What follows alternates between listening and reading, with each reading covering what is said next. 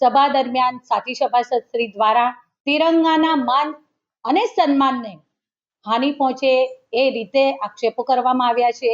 આ જે બજેટ છે તેના માટે અભિનંદન આપી રહ્યા છે, ત્યારે એમના દ્વારા પણ પોતાના વિષયો મૂકતા એમના વિષયની વચ્ચે જ્યારે તિરંગાના માન સન્માન અને ગૌરવને હાનિ પહોંચે એવા વાક્યોનો ઉચ્ચાર કરવામાં આવ્યો। સ્વાભાવિક છે કે પ્રત્યેક ભારતીય માટે, પ્રત્યેક ભારતીયનું માન સન્માન અને ગૌરવનું સરનામું એવા આપણા તિરંગા માટે જ્યારે કોઈ શબ્દ બોલે ત્યારે તેને ન જ ચલાવી લેવાય।